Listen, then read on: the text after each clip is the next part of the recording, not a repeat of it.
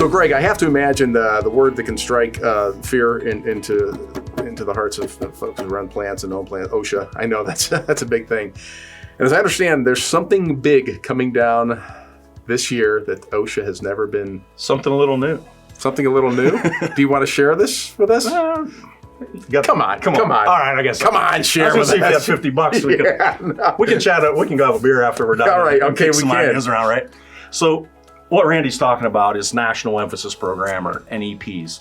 And OSHA's getting ready to do one this year on heat. So I always, for over 10 years or longer, we've been calling it beat the heat. So going into summer, well before, we're telling all of our clients and anybody we know, it's time to be thinking about the heat, right? Let's beat it. Let's beat the heat. Let's have a plan. Whatever that plan is, it's different for everybody, right? It depends what you're doing, what task you're doing, how much PPE you have on. There's a lot of new equipment out there that you can use it. So, and it's simple, really, if you step back and don't let it bug you. But basically, with the National Emphasis Program, OSHA has an open access port to your business. Doesn't matter if you work inside, outside, warehouse, grocery store, steel production. No excuses for anybody. Over 80 degrees. We're here to check what you're doing for your guys or girls on a hot day. So, oh my God, now what? Well, beat the heat program, things you can think about. All right, so maybe you have a job that's in a hot environment. Let's say you have a kiln where you make something in a kiln, whether it's brick, or maybe you have a furnace where you're making something metal. Or it could be something in the plastics industry where you have hot presses all through your plant and it just gets hot. Maybe you don't have good circulation through your building, or you work outside and it's just hot. Okay, now what? What are we gonna do? Well, you can do rotations. You can have a person do a job in a warm area or hot area that's over 80 degrees or whatever your policy is, right? And there's a ton of advice on OSHA.gov, right? That's a great resource, OSHA.gov. You can look at all their stuff. But there's also a lot of new equipment out there too. So you rotate people. You give somebody, if they're working in the hot area with maybe some PPE on, maybe they have on a long coat to stop warm things from splashing on them. Well, the more PPE you put on somebody, the hotter it gets instantly on their body. So you're worried about core temperature going over that 100-degree issue where people can start to have heat stress and heat stroke and all the bad things that can happen to somebody. So what do you use? One of my favorite things, we've been using it for years, and this is a Kestrel, they call it the Drop, and I am giving them a plug because I think it's a great product. The Drop. Yeah, farmers came up with this idea to make sure their cattle didn't die. Well, oh, really? When it gets hot. No kidding. Yeah, basically. So it's a temperature and humidity sensor, and it links to an app on your phone.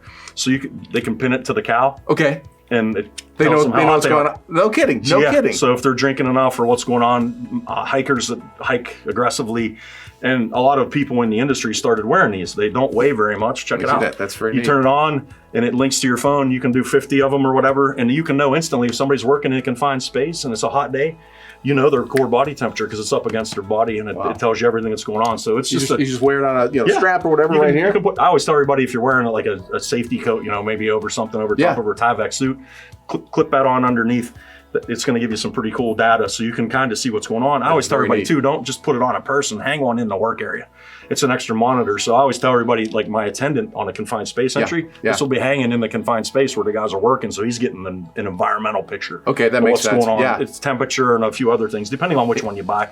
And honestly, I think they range from $69 to the highest, nicest one they make is $99. It's not expensive, and it's a really cool tool to help beat the heat, right? Something that wasn't out there, I don't know how many years this has been out, but let's just say 15 years ago, something you might not have access to. I didn't even know they existed until a couple of years back.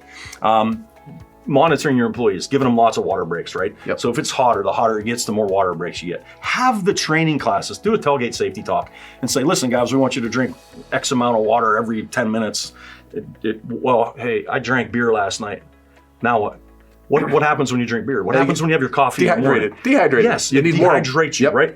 So I always tell my guys, listen, I get it. I have to have a cup of coffee in the morning or two, but it better be chased by a water, right? And everybody's like, well, Gatorade or Powerade or whatever, right? Listen, there's a lot of salt in there. Yeah. And do you necessarily need it? Do you want to drink it all the time? No, unless you're extremely active. So don't overdo it. You can have some to, but use the water, use a Gatorade. Learn about it. Yeah. All right. And I always tell my guys and girls, listen, this kind of sounds gross, but your urine is a key indicator. So learn the urine chart. Your body will tell you what's going on. So pay attention when you go take a leak. You should be drinking enough that you're taking frequent urination, right? You don't want to be working all day. I'm like, man, I haven't went to the bathroom in like 6 hours. You're in trouble. It's too late. Should be in light color too, right? Should be clear. Yeah. It should be running water clear. Your minerals and everything coming out, right? So if you're peeing yellow, your body's telling you you're not hydrated enough. So especially pay attention to that. A lot of people laminate it and post it in the hot work areas, included in one of the training sessions. One thing we did with a steel mill, we had a work area. It was over 140 degrees, and it couldn't get any lower. That was in the middle of winter. So in summer, it got even hotter. So we rented portable air chillers. They're like a great big dehumidifier, and they just call them portable air conditioners, even though they're really not. But it can take, temperature 160 ambient and cool it down to 95. And with the fan blowing out across, you'd actually feel much cooler. Yeah. There's also PPE out there that you can put on too. Like if you have to wear a hood, like for splashing or a welding hood, and your welders are welding in something warm, you can put an inline air chiller with a filter on it. So it's just sucking and blowing cold air into your Wow, that's pretty neat. That's pretty good. It cools it down. Yeah. So they have cooling vests. They have all kinds of stuff. They have hard hats like this one that has vents in it. And then one of the last things I tell her, this is a little bit more expensive, but this is a FLIR. It's a sensor that'll tell you your temperature. This is neat. This is really cool. I'm going to try to get close enough, and you can see right away that I'm sitting under the studio lights. I'm at 88 degrees. Just a quick look. So you could be scanning your guys coming in and out of a hot work area to see how your program's going and how their body temperature's doing. There's so many tools out there now. It's silly to me that anybody from the outside has to even help somebody. So have a plan, make a plan, and learn from it. Do some research and build your own Beat the Heat program. Well, and this emphasis is new for OSHA. Hasn't been new for Greg for 10 years. He's been doing this Beat the Heat program. So who better than to give you some advice if you need it.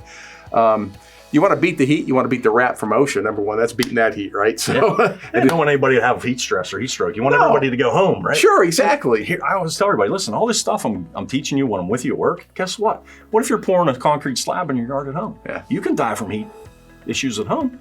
Use it at home. Use the knowledge. Make sure you're drinking. You're not having a beer while you're pouring concrete with your buddies. Make sure you're drinking water and you stay hydrated, right? I'm going to get one of these for home. And then what I'll do is when I'm in the yard and my wife doesn't see me, I'll just, hold it near the furnace. And go, honey, I've got to go inside and have a beer. Would that work? It might work. Unless she has a GPS tracker and realizes it's sitting on the furnace and you're in the garage having a nice cold beer. One way she's going to get me, believe me. I'm not going to try this, honey. I'm just kidding. You can't fool her. Way smarter than both of us. Hey, Beat the Heat. That's just one of the great, things that Greg can help you do. And if you're not already there, head over to his website, safetyintegration.com. SAFT, that's safetyintegration.com. A lot more great videos like this. You'll get to know Greg. You'll get some great insight on things. Maybe some answers to things you didn't have the answers to. Maybe some answers to things you never knew to ask the question about. So that's what this guy does. He brings up a lot of good stuff. So, Greg, thanks so much. Always a blast, man. Thanks again, bud.